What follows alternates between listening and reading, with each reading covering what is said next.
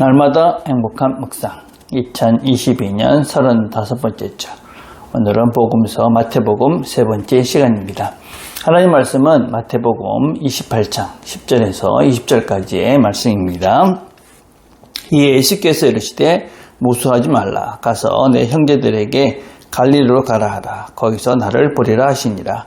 여자들이 갈 때 경비병 중 몇이 성에 들어가 모든 된 일을 대제사장들에게 알리니 그들이 장로들과 함께 모여 의논하고 군인들에게 돈을 많이 주며 이르되 너희는 말하기를 그의 제자들이 밤에 와서 우리로 잘 때에 그를 도둑질하여 갔다 하라.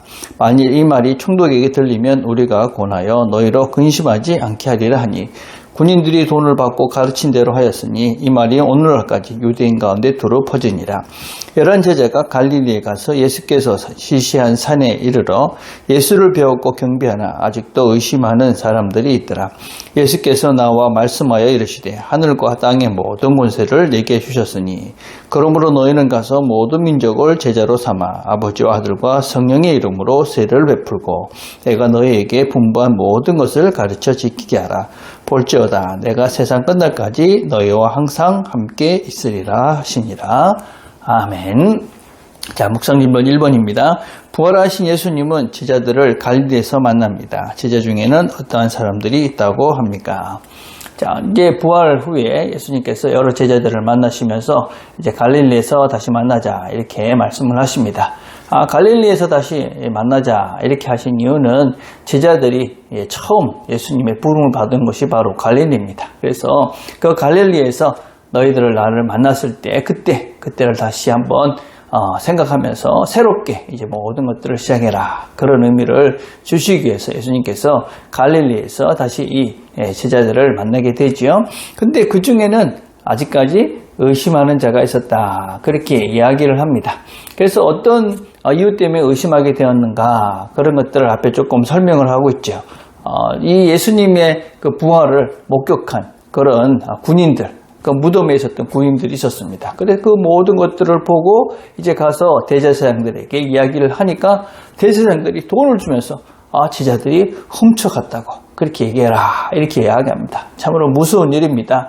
하나님을 믿는다고 갔던 사람들이 이렇게 의논을 해가지고 거짓말을 하는 그런 무서운 일을 지금 꾸미고 있는 것이죠. 그리고 그 소문이 많은 사람들에게 퍼졌던 것입니다. 아마 제자들도 그런 소문을 들었을 가능성이 많이 있는 것이죠. 그래서 그들이 그런 말을 들었고 그리고 한 번도 경험해보지 못한 그런 일이니 당연히 의심이 생기는 것은 아주 당연한 것이죠.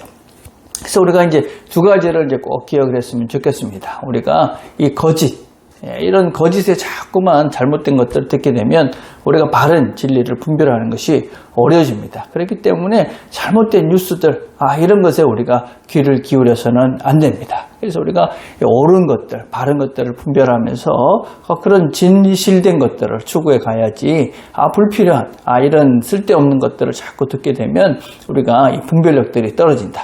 가짜 뉴스는 늘 우리가 이제 조심을 해야 되는 것이죠.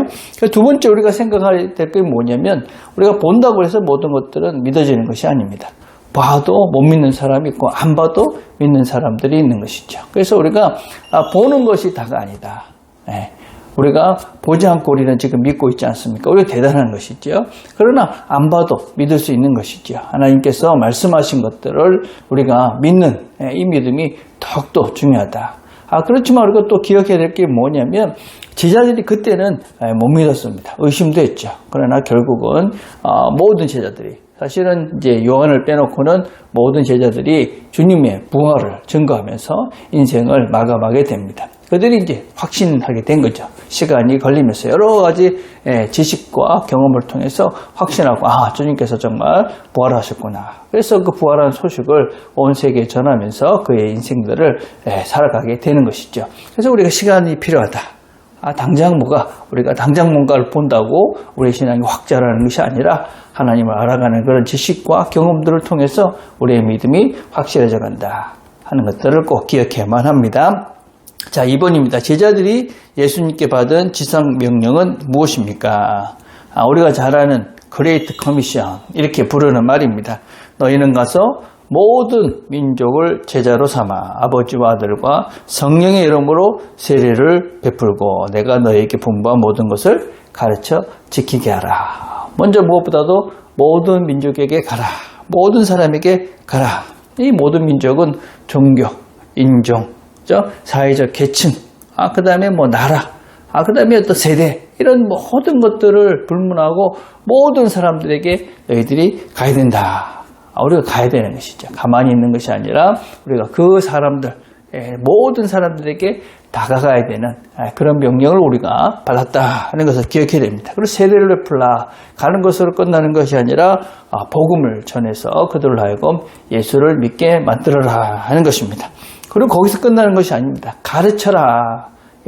그냥 복음만 전하고 예수에게 다 그것으로 끝나는 것이 아니라 이렇게 살아야 된다 하는 것을 가르치고 그리고 그들이 그렇게 살 수 있도록 거기까지 가는 것이 우리가 하나님께 받은 명령입니다. 그래서 우리가 가는 것, 복음을 전하는 것, 세례를 베푸는 것, 그리고 가르치는 것, 그리고 그렇게 살게 하는 것, 이 모든 것들이 다 하나님께서 우리에게 주신 사명이죠. 그래서 각자가 처인 형편 속에서 그 일에 최선을 다해가면 되는 것이죠.